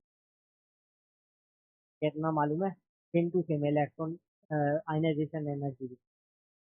अब एक और आता है आपका इलेक्ट्रोनेगेटिविटी। इलेक्ट्रोनेगेटिविटी क्या है, देखो इलेक्ट्रोनेगेटिविटी से ज्यादा आसान कुछ है ही नहीं समझ लीजिए, आपने ये चीजें समझ ली ना, एक सेकंड, मैं यहाँ पर डिक्रीज क्यों लिख रहा हूँ, यहाँ इंक्रीज हो रही है ना। हाँ, देख लो कहीं यहाँ तो गलत नहीं लिख दिया गलती से, नहीं यहाँ तो चाहिए डिक्रीज इंक्रीज, ये देख लिया करो, बता दिया करो, है ना। इलेक्ट्रोनेगेटिविटी क्या होती है, देखो अभी तक हमने एनर्जी रिक्वायर्ड है, एनर्जी रिलीज हो रही है, इसकी बात की थी। अब यहाँ पर हम इलेक्ट्रोनेगेटिविटी ले रहे हैं, ये कोई एनर्जी की बात नहीं कर रहे, ये सिर्फ एक टर्म है, एक टेंडेंसी है किसी भी एटम की या मॉलिक्यूल में, जब वो एक इलेक्ट्रॉन को अपनी तरफ आकर्षित करे, यानी शेयर्ड पेयर ऑफ इलेक्ट्रॉन को अपनी तरफ बुलाए, अट्रैक्ट करे, तो इसको हम लव फॉर इलेक्ट्रॉन भी बोलते हैं। इसमें होता क्या है, इलेक्ट्रोनेगेटिविटी एक टर्म है जिसमें हम बोलते हैं कि it is the ability of an atom और a molecule, is the ability of a atom to attract shared pair of electron, और ये भी हमारी लेफ्ट टू राइट जाने पर क्या होती है, इंक्रीज होती है, टॉप टू बॉटम डिक्रीज होती है। सेम, अब मैं डायरेक्ट लिख रहा हूँ, समझ गए, ये पढ़ लो एक बार।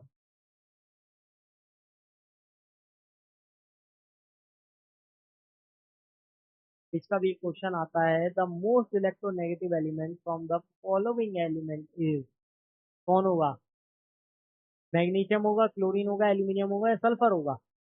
तो देखो ये सेम ही पीरियड गया सारे, मैग्नीशियम और फिर आता है उसके बाद एल्यूमिनियम, फिर आता है उसके बाद सल्फर, और फिर कहीं जाके आता है क्लोरीन। क्या, अब अगर आप इसमें देखो ये सभी के सभी हमारे थर्ड पीरियड वाले हैं, कौन से, थर्ड पीरियड वाले। तो हमें पता था लेफ्ट टू राइट जाने पर क्या हो रहा था, इंक्रीज होता था। तो देखो लेफ्ट टू राइट जाने पर क्या होता है, इंक्रीज होता है, किसमें, इलेक्ट्रोनेगेटिव। तो हो क्या रहा होगा, कैसा हो रहा होगा। अब इसमें देखो सबसे ज्यादा इलेक्ट्रोनेगेटिव कौन है, क्लोरीन है। बस बात कर रहा हूँ, जल्दी से देखो, चेक करो।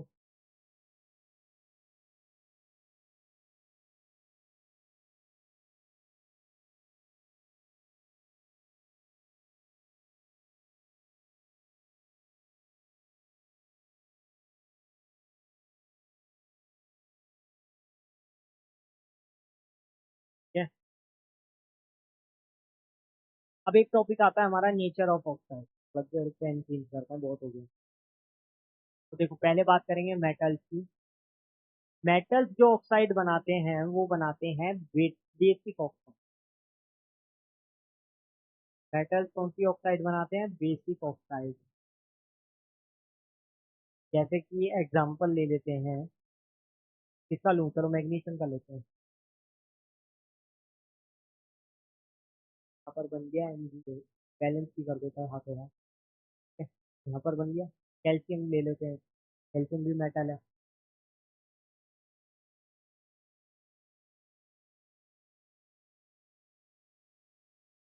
फिर आ जाती है हमारी नॉन मेटल्स की बारी।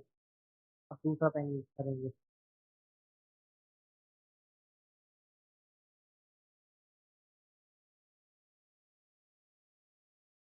नॉन मेटल्स हमारे जनरली बनाते हैं एसिडिक ऑक्साइड।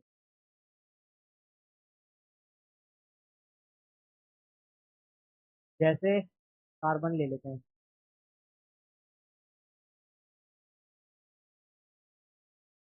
क्या बनाते हैं, कार्बन। अब इसमें एक एक चीज और आती है, कि इसमें एक मोनोऑक्साइड भी तो बनती है, एक बनती है मोनोऑक्साइड, कार्बन मोनोऑक्साइड। ये हमारी न्यूट्रल ऑक्साइड है, क्या है, न्यूट्रल, क्योंकि ये वाले केस में कुछ हमें देखने को मिलेगा, क्या है, न्यूट्रल ऑक्साइड है। एक और न्यूट्रल ऑक्साइड होती है वाटर, जैसे कि H2 + O2 क्या बनाते हैं, H2O बनाते हैं, ये भी क्या है, न्यूट्रल ऑक्साइड है।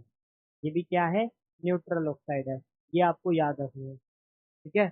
कुछ चीजें याद रखने की होती है, आपको पता ही है। अब देखो एक आता है हमारा एम्फोटेरिक ऑक्साइड का केस, एम्फोटेरिक ऑक्साइड। अब एम्फोटेरिक ऑक्साइड जैसे जिंक ऑक्साइड भी होती है, लेकिन मेनली आपको जो याद रखनी है वो एल्यूमिनियम वाला केस, क्योंकि यहाँ पर एक एक्सेप्शन है, मैंने क्या कहा था, मेटल जो है वो बेसिक ऑक्साइड बनाते हैं, लेकिन एल्यूमिनियम क्या है, एल्यूमिनियम बेसिक ऑक्साइड नहीं बनाता, ये बनाता है एम्फोटेरिक ऑक्साइड। ये बनाता है अपनी ऑक्साइड Al2O3। देखो इसको बैलेंस कर दो, देख यहाँ पर नहीं, ये बैलेंस, ये देखो अब हो जाएगा बैलेंस, बैलेंस हो गया, ठीक है। तो देखो Al2O3 क्या है, हमारी एम्फोटेरिक ऑक्साइड है, जो एसिड बेस दोनों से रिएक्ट कर ले इस तरीके से। बताओ जल्दी, क्लियर है कि नहीं? नेचर ऑफ ऑक्साइड्स में इतना ही आपको समझना है, ज्यादा नहीं।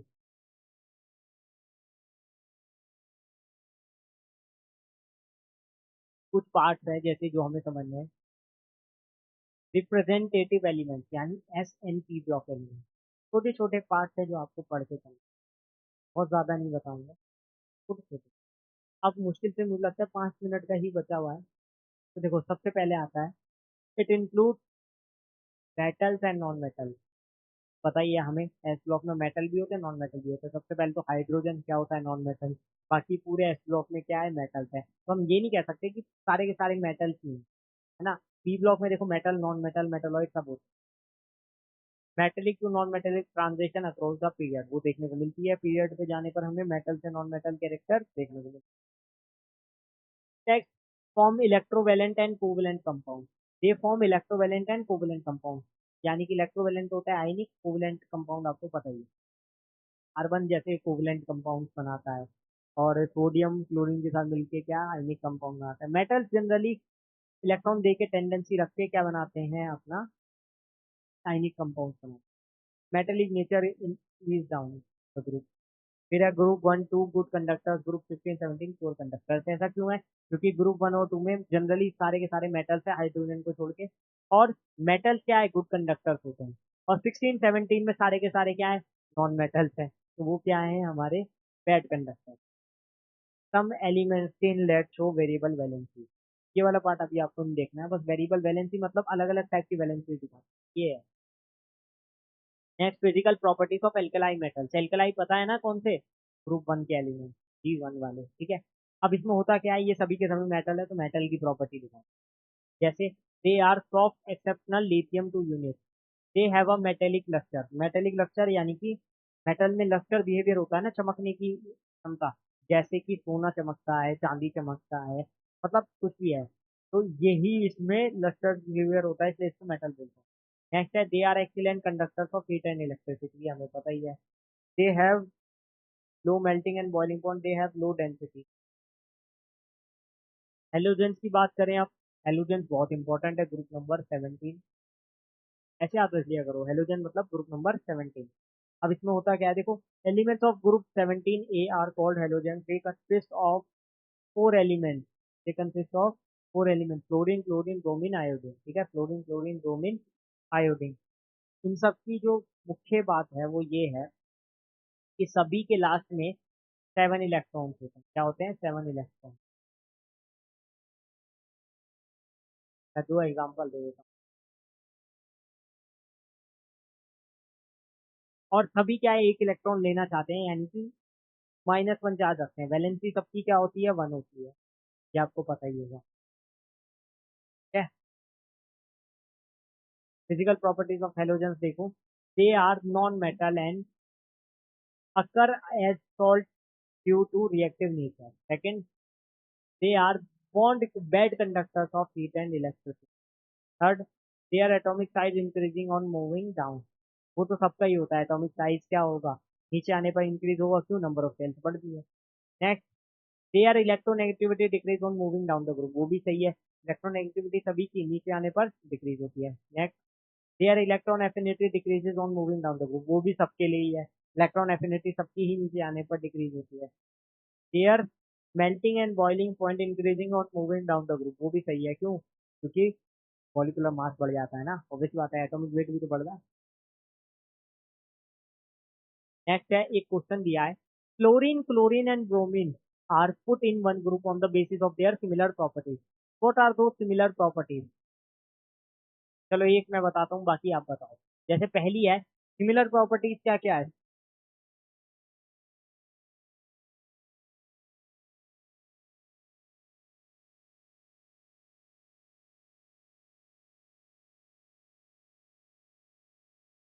देखो पहली आ जाएगी valency,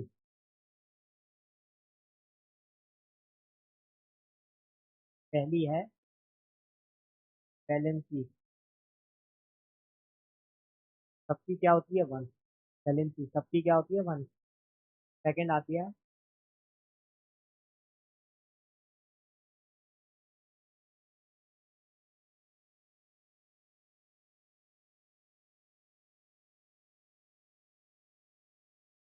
all elements have tendency to gain an electron.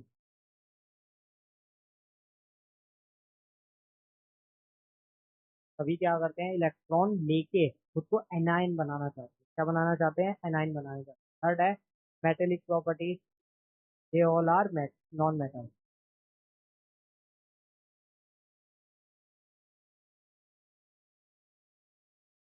That's why ये तीन प्रॉपर्टीज की वजह से इसको क्या करा गया, सेम ग्रुप में रखा गया। अब समझ गए इसको सेम ग्रुप में क्यों रखा गया, एक तो वैलेंसी सेम है, ऊपर से ये सभी में एक इलेक्ट्रॉन लेने की, एक इलेक्ट्रॉन गेन करने की टेंडेंसी होती है। तीसरा ये सभी क्या है, मेटल, नॉन मेटल है। Second, what is the common name of this group और फैमिली, वो है हेलो। जल्दी से चेक करो, सेकंड वाला तो खैर सबको ही आता था, मैं तो किसी को डाउट भी नहीं होगा।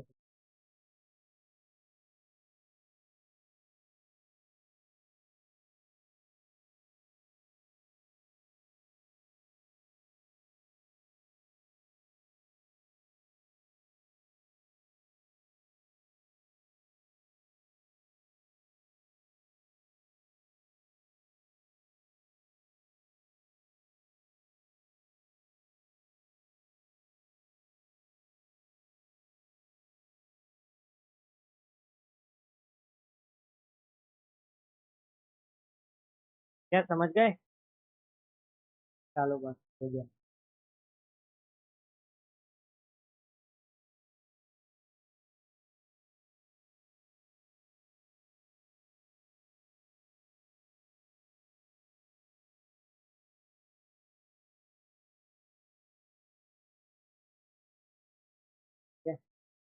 इसी के साथ आपका ये लेक्चर पूरा का पूरा खत्म होता है। आई होप आप सभी ने एंजॉय किया होगा, आप सभी को मजा आया होगा। बताओ जल्दी, मजा आया कि नहीं आया। अगर आपको मजा आ गया है तो एक बार वीडियो को लाइक जरूर कर देना। वीडियो को लाइक करोगे तो मुझे पता चल जाएगा कि आपको मजा आ गया। और ये जो चैप्टर है ये बहुत बड़ा चैप्टर नहीं था, बहुत छोटा चैप्टर था। चीजें बहुत आसान थी, क्वेश्चन बहुत ही आसान टाइप के आते हैं, इसमें से मुश्किल क्वेश्चंस नहीं आते हैं, मैं आपको बता रहा हूँ फिर से। ठीक है, मुश्किल क्वेश्चन इसमें से नहीं आते। मुश्किल क्वेश्चन आते भी हैं तो वो दूसरे टाइप के आते हैं, देखो वो बच्चों से होते नहीं है तो इसलिए वो उनको मुश्किल बोल देते हैं। ऑब्वियस ही बात है, कहते हैं ना, लोमड़ी गई अंगूर खाने पेड़ पे चढ़ी, अब उससे अंगूर नहीं टूटे, अंगूर ऊपर थे, तो उसने क्या नाम दिया, अंगूर खट्टे। क्या कहा, अंगूर खट्टे हैं। लेकिन अंगूर खट्टे नहीं थे, लोमड़ी वहां तक नहीं पहुंच पाई। तो ये वाली चीज है, जिससे जो सवाल नहीं होता है वो उसको मुश्किल बता देता है। कहते हैं ना, मिल गया तो मिट्टी, जो ना मिला वो सोने, वही वाली बात है। तो थोड़ी बहुत शायरी कर लेते हैं अपन, ऐसी बात नहीं है कि सिर्फ पढ़ाना पढ़ाना ही होता है, और भी बहुत सारी चीज आती है। धीरे धीरे आपको पता चल जाएगा। हाँ, धीरे धीरे से मुझे जानने के लिए आपको ये सारे लेक्चर सीखने हैं, फिर आप मुझे समझ पाओगे और मेरे अंदर जी पाओगे। वैसे आपको इतनी जरूरत नहीं है, आप अपना अपना देखो, अपना क्या, अपने काम पे देखिए। लेकिन मैं आपको जस्ट इन्फॉर्म कर रहा हूँ। तो बहुत ही मजा आया। और अगर आपको ये मेरी जो दी गई शिक्षा है ये पसंद आई, यानी कि मेरा ये लेक्चर पसंद आया, तो वीडियो पे कमेंट करके जरूर एक बार बताना कि आपको नेक्स्ट पार्ट किस चीज पे चाहिए, यानी आगे आप किस चैप्टर पे या फिर किसी ऐसे टॉपिक पे आप वीडियो चाहते हो, तो वो जरूर बताना, जिससे कि मुझे पता चले और फिर मैं उसी पर काम करके आपके लिए वीडियोस तैयार करूँ और आपके लिए अच्छा अच्छा कंटेंट लाता रहूँ। ठीक है, और चैनल को सब्सक्राइब कर लो ऐसा ही कंटेंट देखने के लिए। फिर मिलेंगे नेक्स्ट वीडियो में, तब तक के लिए stay tuned with us and thank you for watching.